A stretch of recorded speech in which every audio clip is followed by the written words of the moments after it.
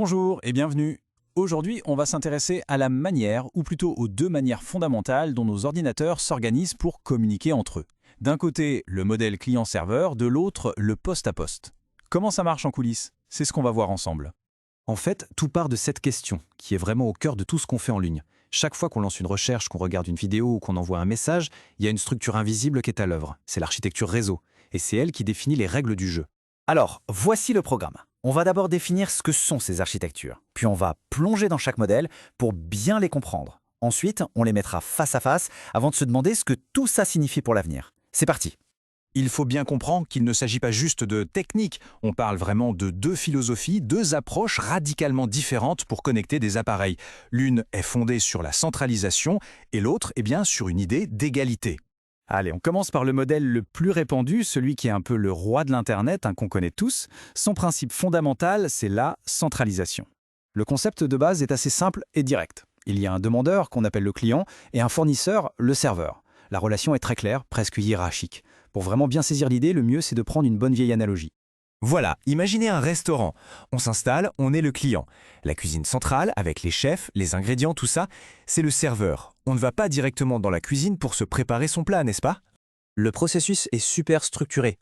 D'abord, on passe notre commande au serveur. Ensuite, la cuisine prépare le plat. Et enfin, on nous sert notre assiette. C'est un flux très clair. La demande et le service suivent un chemin bien précis, toujours le même.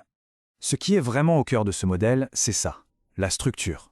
Le serveur, c'est le point névralgique, celui qui détient les ressources et donc d'une certaine manière le contrôle. Les rôles ne changent pas, un client demande, un serveur fournit. C'est un système qui est efficace et plutôt simple à gérer, justement parce que tout passe par ce point de contrôle unique. Maintenant, on change complètement de décor, on passe à la deuxième philosophie qui est tout l'inverse, le modèle poste-à-poste qu'on appelle aussi peer-to-peer. Ici, il n'y a plus de centre, c'est un réseau de pairs, un réseau où tout le monde est sur un pied d'égalité. La définition est très claire, elle dit tout. Fini les rôles de client ou de serveur spécialisé. Dans ce modèle, chaque ordinateur, chaque poste est capable à la fois de demander des services et d'en fournir aux autres. Pour se le représenter, on oublie le restaurant et on imagine plutôt un club de lecture informel entre amis. Il n'y a pas de bibliothèque centrale où tout est stocké. Dans ce club, chaque membre amène ses propres livres et peut en emprunter à n'importe qui d'autre dans le groupe. Chaque personne est donc à la fois un fournisseur de livres et un demandeur. Et la très grande force de ce modèle, c'est sa résilience.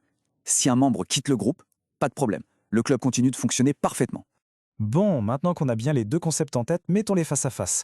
C'est là que leurs différences fondamentales vont vraiment sauter aux yeux. Ce tableau résume parfaitement le match. D'un côté, le client-serveur, une organisation bien centralisée avec des rôles fixes. C'est ordonné, mais attention, il y a un risque majeur. Si le serveur tombe en panne, tout s'arrête. De l'autre côté, le poste-à-poste, une organisation décentralisée où tout le monde est égal et partage. Ici, pas de point de défaillance unique, mais la coordination peut parfois être un peu plus complexe. Alors, concrètement, quand est-ce qu'on utilise l'un ou l'autre? Le modèle client-serveur, c'est le roi des services qui ont besoin d'une source de vérité unique et fiable. Pensez aux sites web, aux applications bancaires. Le poste-à-poste, lui, il brille pour le partage de fichiers à grande échelle ou pour les systèmes de communication qui doivent pouvoir survivre même si une partie du réseau disparaît. C'est d'ailleurs un principe qu'on retrouve beaucoup dans le Web 3. Finalement, cette confrontation nous amène à une question bien plus large. Est-ce que la manière dont on structure nos réseaux ne serait pas le reflet de la manière dont on organise l'information et même le pouvoir dans notre monde numérique? La conclusion, et c'est vraiment essentiel de le comprendre, c'est qu'il n'y a pas un modèle qui serait meilleur que l'autre. Ce ne sont pas des ennemis, mais plutôt des outils différents pour des besoins différents. On a besoin à la fois de la stabilité et du contrôle du client-serveur, et de la liberté et de la résilience du poste-à-poste.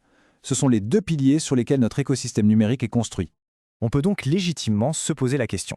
Alors que des technologies comme la blockchain remettent vraiment au goût du jour les idées de décentralisation, est-ce qu'on va assister à un grand basculement? Ou est-ce que cet équilibre, cette dualité entre les deux philosophies est destiné à perdurer? La question reste ouverte.